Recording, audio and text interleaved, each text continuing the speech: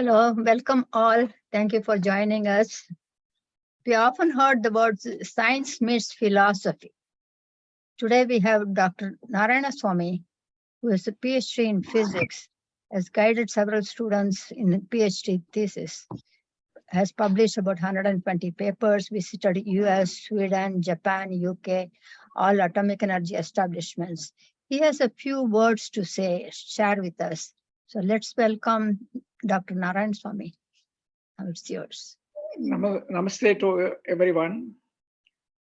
I have attended the Bhagavad Gita classes of Madam Vijaya Jayaraman from chapter 1 to 18 for last 2 years. I would like to share with you that I enjoyed her classes and that she explained even the difficult concepts in Bhagavad Gita by citing examples from her own personal experiences and from our day-to-day life. At the end of each class, she set aside some time for question hour. She was happy to clarify our doubts and questions. She is simple and easily accessible, which are the essential requirements of a good teacher. Now I will come to the benefits that I could derive from her classes. First of all, I am shown the path to lead a peaceful life by regulating my thoughts, words, and actions. Next, I understood not to attach too much of importance for material pleasures. I also understood that doing one's duty with involvement, that is called karma yoga, is the best way of offering our prayers to God. Now I have a better understanding to interact with my family members and also persons in society. If everyone starts respecting others and their feelings, I am sure peace will prevail at the world level, which is very much required nowadays. There is a way out in Bhagavad Gita to reduce our stress level and lead a healthy life. You will agree with me that with the technological and economic developments, our stress level is increasing, and definitely there is a medicine in Bhagavad Gita for reducing the stress level. I am sure many more will be benefited by attending her classes in the years to come, and that is my wish also. I would like to convey my sincere thanks to Madam Vijaya Jayaraman for spending her valuable time and having taken so much of efforts to enlighten people like me. Thank you all. Thank you very much. Thank you. Now we have one more, Dr. Revati. She has been in the teaching profession, also professor at the college level for the past 30 years. Currently, she is employed as a dean in a private college in Chennai. She has few words to share with us. Please welcome Revati, Dr. Revati. Thank you. Thank you, madam. Hello, everyone. I'm Revati, and I have been attending Vijaya madam's class for the past 2 years. And to talk about those classes, first let me talk about the general impression which we all have. Even I had that the spiritual classes had Bhagavad Gita is only for the old people, not for the youngsters. It is not like that. It is for everyone. Krishna teaches not only to Arjuna, but to every one of us. See, for example, let me tell you, I would like to use a simple example. All of us have got our responsibilities in our life, and all of us have been running after our responsibilities. There is nothing wrong in that. But what we do is always performing action, either action or reaction. Those are the only two which we all do, either action or reaction. And action is nothing wrong, provided there is no attachment. But can all of us do that without any attachment? Definitely it is not possible. Then reaction, we react immediately without any thought, without any, giving not even an iota of feeling for others. We react immediately. As a result, because of all these negative emotions, reaction actually produces negative emotions. Because of all these negative emotions, our life becomes stressful. And naturally, our peace of mind is spoiled and our health is spoiled. So once we are able to dissect, analyze, then definitely reaction will not be there. And if reaction is not there, we can easily lead a peaceful life. Then next, I would like to talk about, see, most of us have got two feelings in our life. It is hurt and guilt, and especially hurt. And all of us have, we are very, very fond of treasuring those moments. I mean, where we are hurt. We don't want to give up the past. We always think about it. And here I will just give one example, simple example. Most of the women, they do have this, thought that they have been hurt by their mother-in-law.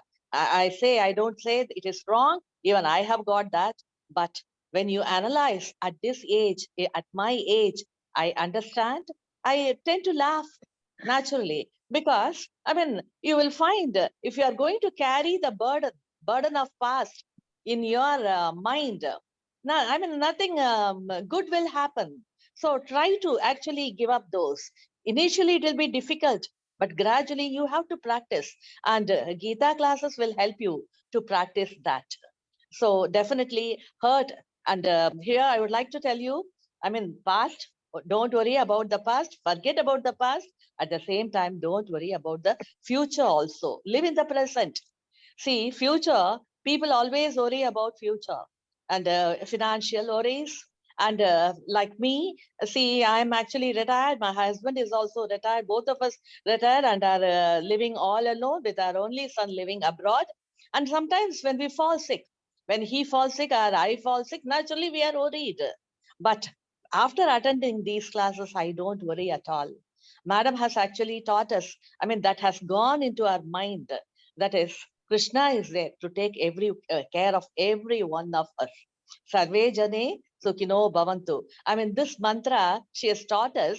See, all of us have got attachment, not only old people, all the youngsters also. We have attachment towards our near and dear. But see, if we are going to constantly worry about it, nothing will happen. Okay, so you leave everything to Krishna. Uttering this mantra, just one time during night, I utter that. But all my worries are vanished. So, with that, I would like to conclude that, I have mentioned only 2 or 3, but there are many, umpteen number of benefits are there to derive from spiritual classes and we are fortunate enough to have Vijaya Madam as a guru. Thank you, Madam. Thank you for the opportunity. Thank you very much. Thank you very much. Now we actually go into our subject today, Atma Bodha. Let me start with our prayer, invocation, Shanti Mantra. Om Sahana Vavatu, Sahanau Bhunaktu, Sahaviryam Karavavahe, Tejasvinamadihtamastu ma vidvishavahe. Om Shanti Shanti Shanti. Many of us have heard this several times. The exact meaning of this is, may we all be protected. May we all be nourished. May we work together with great synergy. May our intellect be sharpened. May our study be effective. Let there be no animosity among us. Om Shanti Shanti Shanti. Shanti is, when translated in English, often it's written as peace. But in Sanskrit, it means nivritti. Nivritti means freedom from three-pronged obstacles. What are three-pronged obstacles? Adi Devikam, Adi Bhautikam, Adhyatmikam. Adi Devikam is natural calamities like earthquake, flood, famine. When such situations we face, we are not going to say, okay, I'm going to sit and listen to Atma Bodha, study Atma Bodha. Second one is Adi Bhautikam, circumstantial or situational. Say our child is sick, our parents need our attention, our partner needs our attention. At that time, again, or we don't have Wi-Fi, we are not able to participate in these classes, right? And third one is Adhyatmikam, which is physical illness. My personal, I have a headache, or I'm not able to focus today. So in that situation, we are not going to be able to attend. So we are trying to get freedom from all these obstacles that could prevent us from studying this in the or in the path of spiritual knowledge. So that's it. Now I'm going to share a screen with you. You can see. 1 minute. Let me just get the share screen.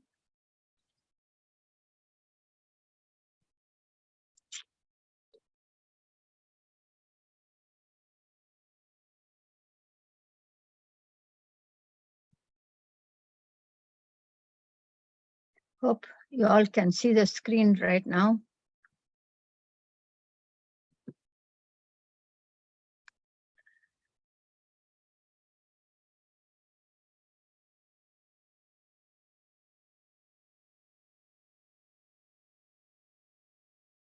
Sanatana Dharma, Hinduism. Ekam Sat Vipra Bahuta Vadanti. The truth is one, and it is perceived and spoken of in different names and forms. This is for when I speak in churches, I use this map. I am here in Massachusetts, and this is where India is. India's contribution to the world: astrology, astronomy, mathematics, zero and pi, science, philosophy, medicine, Ayurveda, yoga, and meditation. And that, if you don't know, or many of you know already, there is a river here between India and Pakistan that is called that used to be called the Sindhu River. Then it was named as Indus when we had other countries invading India. So actually, Hinduism was never a religion. Sanatana Dharma means everlasting principles of life, eternal values of life. So when they came crossing this river, Indus River, Sindhu River, they called this, they could not say Sindhu, so they said Hindu. And all these people who lived here were called as Hindus. And this is called Hindu land. And the lifestyle that they followed were referred as Hinduism. India was invaded several times, but not conquered.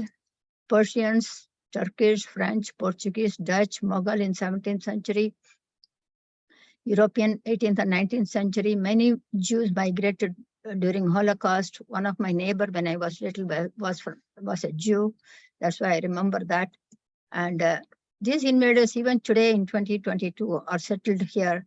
Turkish are in UP, near Delhi, and Dutch in Masulipattnam, Andhra Pradesh, Portuguese in Nahapatnam in Tamil Nadu, Madras, French in Pondicherry. So we can see all these people, and tens of thousands of years ago, India had many universities. People from around the globe would come to India to study in these universities, and mostly the predominant subject was Vedanta, Vedas and scriptures.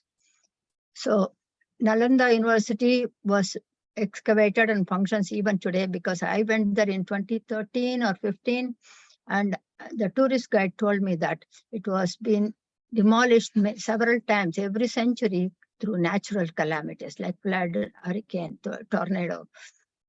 Then Benares Hindu University was started in 1916, founded by Madan Mohan Malaviya and Annie Besant. Now, Hindu scriptures are predominantly Vedas. There are 4 Vedas: Rig, Yajur, Sama, and Adharvana Vedas. Rig Veda is poetic, Yajur is prose, Sama is mixed, and Adharvana Veda is arts and science. And these Vedas are referred as Shruti. Shruti means that which is heard. You have to listen first and then read.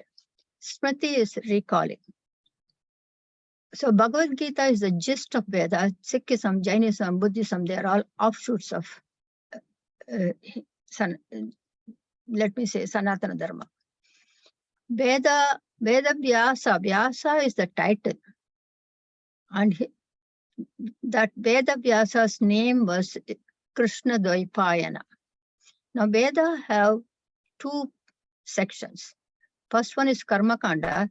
Second part is Jnana Kanda. The Karma Kanda has two subdivisions, Samhitas and Brahmanas. Samhitas are mantras to chant. And Brahmanas are religious rites and rituals as to how many bricks you use and what direction you sit, how do you do it, how to pour honey, ghee into the fire, all those things. Jnana Kanda is Veda Antaha, the end of Vedas, and also referred as Upanishads. Now, there are 4 Vedas, and each Veda has so many Upanishads. Rig Veda has 16, Yajurveda is 51, here it is 51, 32 plus 19, Sama Veda 16, Atharvana Veda 31. And all these 4 Vedas have definite Shanti mantra, invocation. Rig Veda says Asatoma Sadgamaya, Sama Veda is Om Sarve Badrani Pashyantu, Atharvana Veda Badran Karne Abhi. And Krishna Yajurveda has got 32 Upanishads, Shukla Yajurveda has 19 Upanishads. Krishna Yajurveda's invocation is Sahana Vavatu. Starts with that. That is what we are doing right now. Atma Bodha is from Krishna Yajurveda. Shukla Yajurveda is Om Purnamada Purnamidam. We'll come to this later. So I stop here and we will go further. According to Sanatana Dharma, life is not just 1 to 100 years or 120 years. It is cyclical process, like seasons, some spring, summer, fall, and winter. Seasons, rotations, revolutions, seed to tree, tree to seed, and similarly, birth to death, death to birth, and birth to death again. Being born as a human, we all seek happiness, referred to as dharmartha kama moksha. That is, artha is basic needs, kama is pleasures, dharma is righteousness, and moksha is the liberation, nirvana. Now, when a baby is born, it's baby, and then the infant, and then the child, and then adolescent, and adult, old age. Similarly, death of the body is a transition to the next stage of life. It is a continuity of life and not the end. It is a transition to the next phase. Just like we change our jobs or change from bachelors to masters. Once a body is taken, the individual jiva experiences plurality. Pain and pleasure, victory and defeat, gain and loss, happiness and sorrow. Yata karma, yata shrutam. Based on our actions. Actions here refers to thought, word, and deed. Upanishads teaches us that there is a state beyond this plurality. That is contentment, a bliss state. Atmananda, moksha, liberation, mukti. Many don't even know that there is such a state that exists and it is possible to attain, because we are caught in this whirlpool of samsara. There is a treasure in every being, and we call it with a variety of names. Consciousness. Consciousness has to be with a capital C. Small c is conscious of something. Awareness, capital A. Aware of, I'm aware of is different. Capital consciousness, awareness, God, Shiva, Vishnu, you can call it anything. But Vedanta calls it as Atman. Chandogya Upanishad says as Hiranya Nidhim, that is golden treasure. And because that Atman is in this body is able to speak, talk, walk, do everything. Without that, this is going to be just horizontal. So, but because we do not know this, that there is an Atman in everybody, we don't even think about it. We are just caught into this happiness outside. Scientists, archaeologists, anthropologists, astronomers, they are all very important to explore the human potential. But we have not thought of what is behind all this. Upanishad calls it Satyam Jnanam Anantam, existence, consciousness, bliss. Sat Chit Ananda. Satyam, that is Sat, existence. Trikale, ever present, beyond space and time. Jnanam is consciousness. Chit, knowledge. Only human beings know I exist. A tree, a rock, 5 elements, space, air, fire, water, earth. The fire doesn't know I exist. The space doesn't know I exist. Only human being know I exist. That is Chit, knowledge. Bliss is Anantam, Anandam, pleasure, joy, jubilation. We all enjoy different things. And it is only for humans. When these are all just a glimpse of that bliss. Where does Atman, the presence, exist? Taittiriya Upanishad says inside the cave. In transactional life, for any role, position, or a job, one needs a talent or a skill. But for self-knowledge, it can happen to anyone at any time. We just need to practice what is prescribed in the scriptures. Just like Olympics. Olympics is open to all, but one needs to know the rules and then consistent, constant practice specified even to qualify to get into Olympics. If one is tenacious, persistent, and committed, they can accomplish. Same thing with Upanishads. All Upanishads convey the same. The Atman and Brahman are one and the same. In Sanskrit, Jiva Brahma Aikya. What are the benefits of knowing that self, getting that self-knowledge? It eliminates fear. You become fearless in life. Freedom from sorrow. You gain inner peace, contentment. That is the purpose of human birth.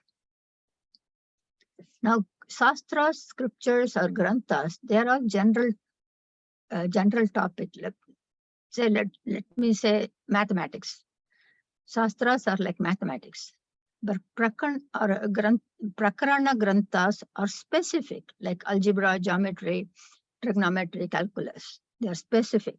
Shankara has written several Prakarana Granthas, Viveka Chudamani, Dasasloki, Tattva Bodha, Upadesha Sara, Atma Bodha. Atma Bodha is the simplest. Now, Prasthana Triyam, that is Upanishads, Brahma Sutra, Bhagavad Gita. Upanishads are actually written by Vedavyasa, but it is not actually prepared. It was already there, ever existent. He formulated just for us to understand how to read it, how to understand it. But Upanishads were ever present scriptures. And these were seen by the rishis, and that's why those rishis are called mantra drishta. And it is also referred as apurushayam, not written by any individual. Or it did not come from an individual. It was already there, ever present. Then comes Brahma Sutra. Brahma Sutra was written by Vedavyasa. Third one is Bhagavad Gita. Sri Krishna explained the same thing, gist of Upanishads in Bhagavad Gita, with Arjuna as our representative. Now, Atma Bodha, Atma refers to Ekam, one, limitless, not this body. Bodha means knowledge. In Viveka Chudamani, there is first verse number 1, they says, Yata karma yata shrutam, being born as a human being is very rare, is rare. Getting a spiritual thought is rarer, and getting connected with a guru is much rarer. This can happen only with the grace of God. That guru is Shankara. Self-realization can happen to anyone at any time. Brahmavit apnodi param, Taittiriya Upanishad, the knower of Brahman attains the highest. Having taken the human birth, if this self-knowledge is not attained, the loss is ours. There are several gurus saints and sages in the past and even in the present who have appeared to lead us in this path. But we cannot recognize as jnani, as realized person. Only the person will know inside. Nobody else can point out who the jnani is. One message, many messengers. We are all in bondage with a beginning and an end. We don't know, for several births we have been in this bondage. That is why we have taken this human birth. Until we realize that self. That's why this one is called anadi and has an antam, without beginning but has an end. That is ignorance. It's like example, you can say in India, temples are, you can see elephants in temples with 2 feet or 3 feet of chain. Don't you think those elephants can just snatch out of it and destroy the whole temple? They can, but they think they are bonded. So are we. So are humans. Advaita is one, non-dual, without a second. Jesus, Allah, Krishna, all are avatars, manifestation. There's only one. That's why ava means coming down. Avatar means coming down as an exact copy. Bhagavad Gita, Krishna says in chapter 4.8, whenever unrighteousness is on the rise, I will take an avatar and I will come to protect the righteous ones.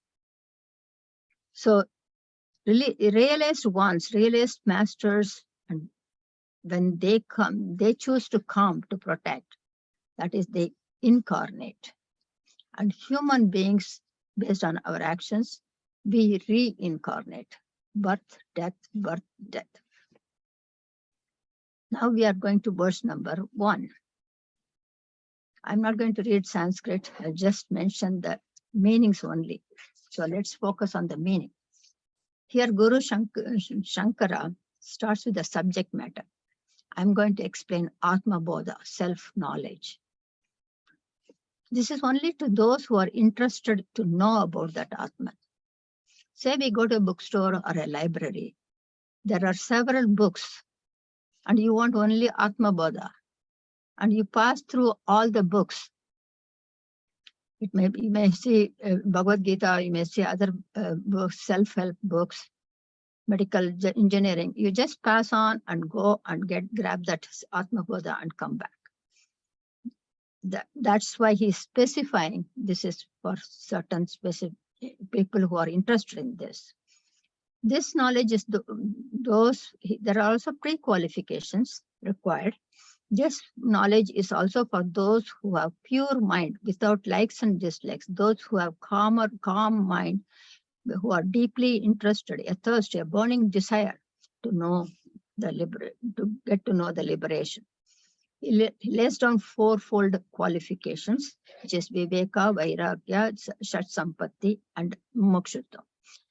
We are not going deep into that, but let me just mention it. Viveka is the ability to discern the real from unreal. We also do this normally in real information or fake information. We do that. Then Vairagya is only when you know what is unreal, you stay away from that. Like a diabetic patient, when I know that that is harmful to me, I will stay away from that. Same. So then that is Vairagya. Then the Shat Sampatti is 6-fold qualifications: goodness, Samadama, Uparama, Titiksha, Shraddha, and Samadhana. Sama is eradication of desires of the mind. Dhamma is rational control of senses. Uparama is withdrawal or withering. Titiksha is endurance. Whatever situation happens in life, endure. Then Shraddha. Shraddha is intense faith with Guru and scriptures. Samadhana is single-pointed focus. So Mumukshutvam is like a standard example in Upanishads says is your hair is on fire when you're in the street, and you're not going to look for a tap where you get fresh water. You'll just, whatever you see in the side of the street, you'll just take it and splash it on your hair so the fire goes off. So that kind of intense desire should be there. Atma is Ekam, only one, and it is the same in all. It is hidden. As we need to know, we don't need to do anything special, but we need to know what to be removed. We need to remove dirt from our mind. What are those dirts? Our likes and dislikes. Just like a brass pot, it gets oxidized. You have to clean it on a daily basis.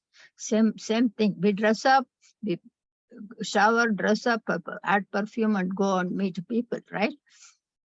Because others can see us, but we don't try to clean our mind. That needs to be cleaned on a regular basis. So now the self-knowledge has to crystallize.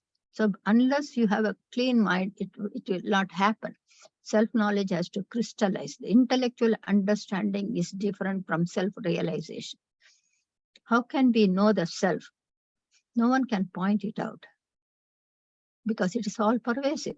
It is everywhere. It is in all beings. So the suggestion the scriptures give is do your duty without expecting any result. That is referred as karma yoga. You can do prayer, meditation, yoga, tapas, dhanam, prayer, everything. But work is worship. Do your best every day. Be honest to yourself. If I'm lying, and I identify that I'm lying, observe it, stop it. Detour. Now, what does purity of mind mean? So when we have that pure mind, that you get the benefit, which is invisible, is referred as adrishta phalan. That is not visible to anyone. You get that benefit by purifying the mind. Now, what does that purity mean exactly is the ability to see the entire universe as is. Refers as, in Gita 13.8, it's referred as dukkha doshadi darshanam. That is, what janma mrityu jara vyadi. What is life? You take a birth, you have an end, and in between it's all sorrows and sadness and sufferings. To be able to see life like a teacher, you have to, an editor, have a red pen to know. You have to be able to see that. In Bhajagovinda verse 11 also says, Ma Guru Janadaya Dhanajaya Yavana Garvam Harati Nimeshat Kalam Sarvam. Don't be proud, egoistic of your health, your handsome, beauty, wealth, relations. Everything could be taken away in a split second, just like my dad. Only when we realize the temporariness, the ephemeral state, we will develop that dispassion. Enjoy everything. Nowhere it says you should not. Enjoy everything by exploring your inner potential. But be aware that nothing is real and none of them are permanent. Anityam atriptikaram. Now, a dreamer is scared, and only way to get out of that fear is waking up. That is exactly what it is.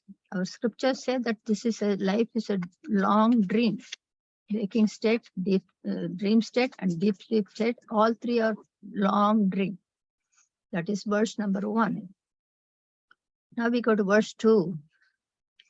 Since it was specified in verse 1, with a pure mind, do prayers, worship, meditation, dhanam, charity, etc. One should not construe that these actions would give you the self-knowledge or the inner peace.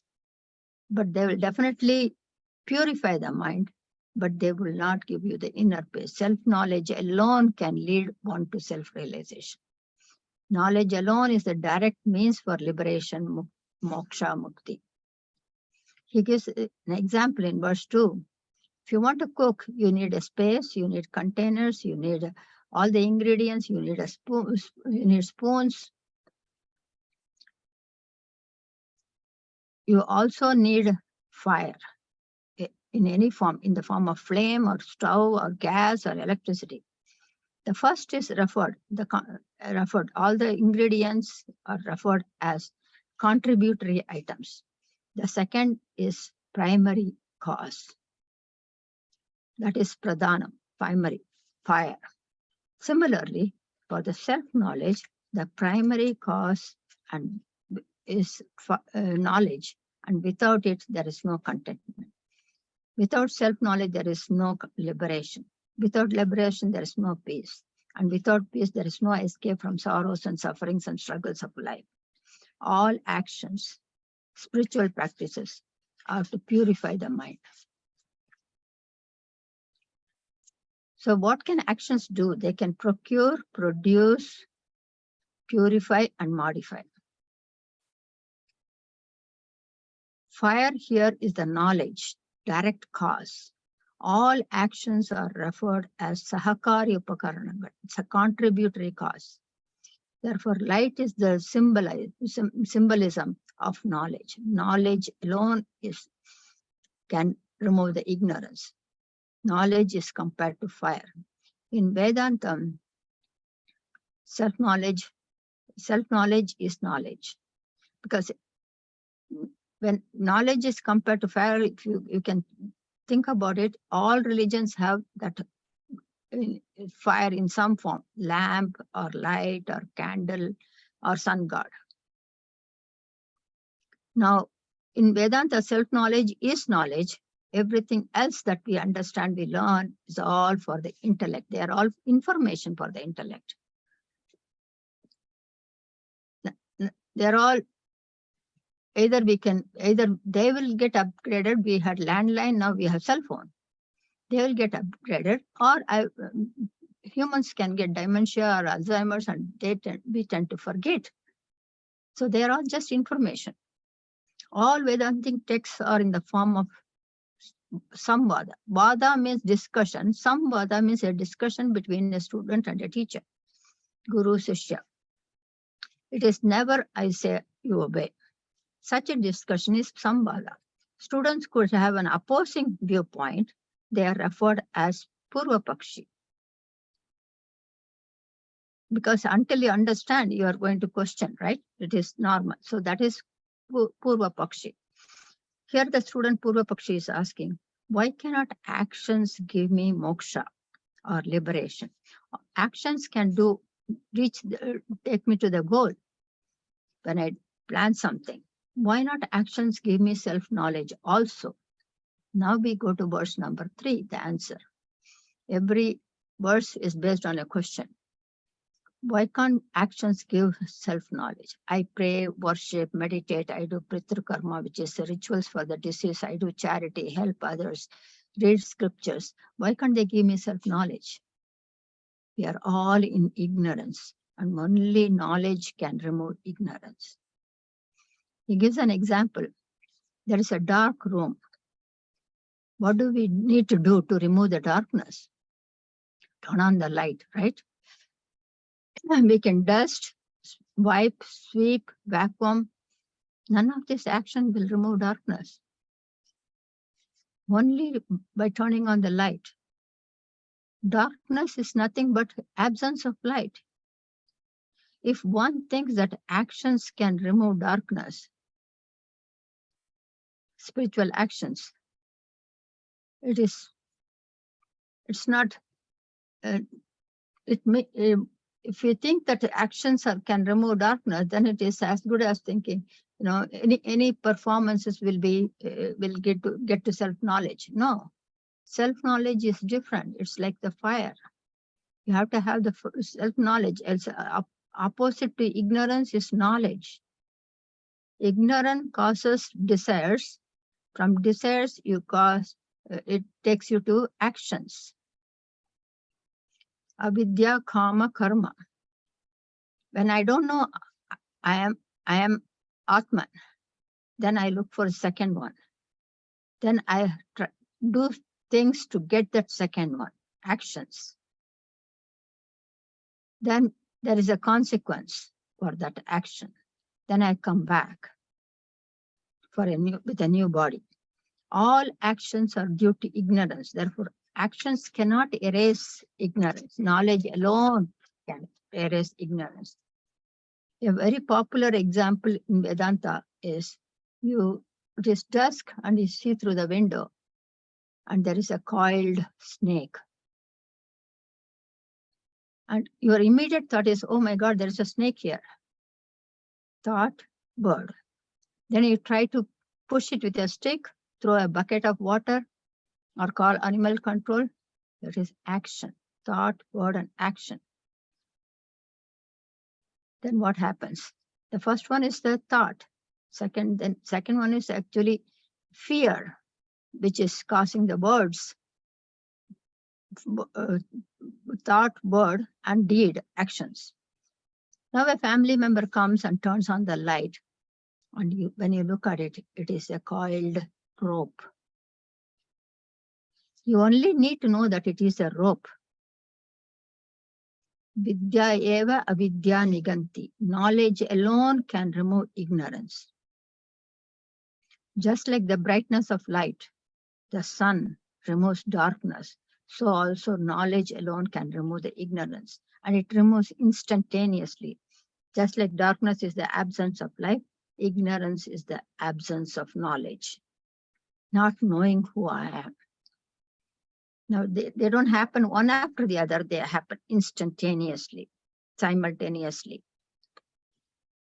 That is why sun is considered as deity in India and in many places. Even Native Americans do that. And we pray to sun god. In India, it's a symbolic representation of knowledge. Darkness and light cannot coexist. Therefore, actions cannot remove ignorance. Actions, karmas, can purify the mind, remove the raga dvesha, likes and dislikes, and make it ready for jnana, for knowledge. Now the question is, what is knowledge? One alone is referred as Brahman. That Brahman is in all bodies. In the individual body, it is referred as Atman. At the cosmic presence, at the cosmic scale, it is referred as Brahman. And that Atman and Brahman are one and the same.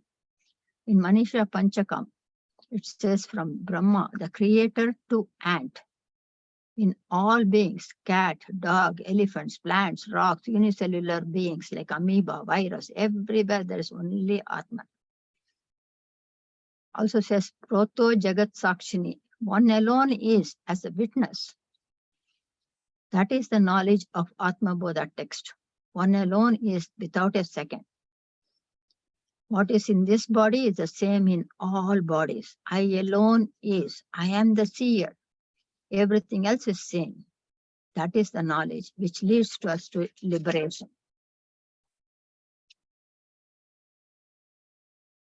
Now let's do a 30-second exercise. We all do that. Then we will go further.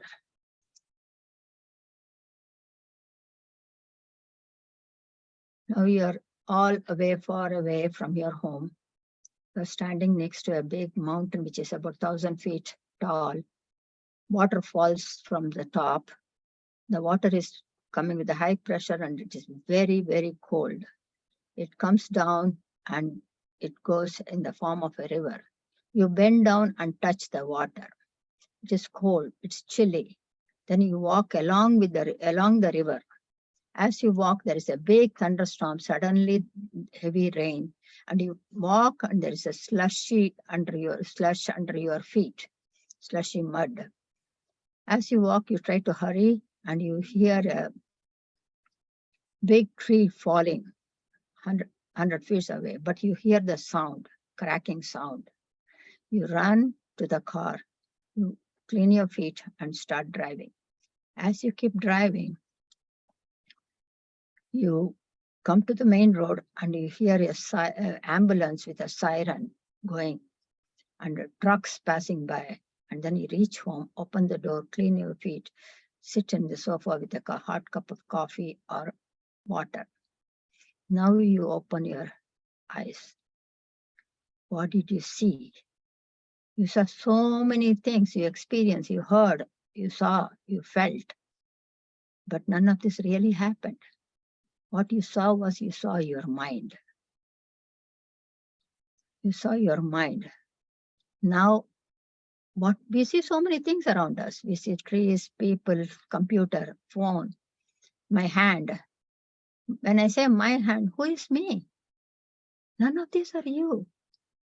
Anything that you see, it's not you. You are the seer. Everything else is seen. You alone is.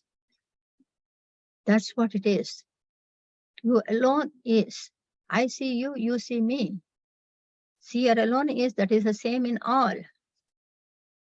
Now we go to verse number 4. Let's continue. The question Purvapakshi is asking is, how can you say there's only one? I see several beings, several bodies. This person is different from me. One is tall, one is short, one is rich, and one is poor. One is healthy, one is sick, one is wise, one is ignorant, one is educated, one is illiterate. There are several things. Now, again, let me share the screen.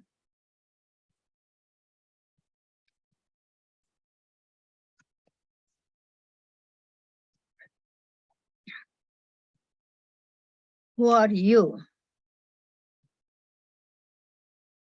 You are this. Om. This is vasanas, impressions from either from the subconscious mind, either from this birth or from previous birth. This is BMI, body, mind, and intellect. This is from Chinmaya mission. Body, mind, and intellect. Body perceives objects. Mind feels emotions. Intellect thinks thoughts.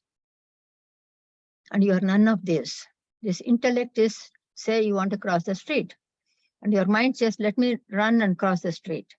And intellect says, intellect is something that observes, analyzes, doubts, clarifies, and then makes a decision. It says, no, do not run. That car is speeding. Now the intellect controls the mind. The mind needs to listen to intellect. So that is, so these are all the tools that are given to us, human beings, jivas. But you are not this, you are that.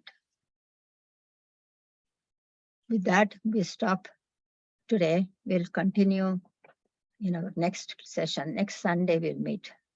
Let me finish it, then we can have some question answer session.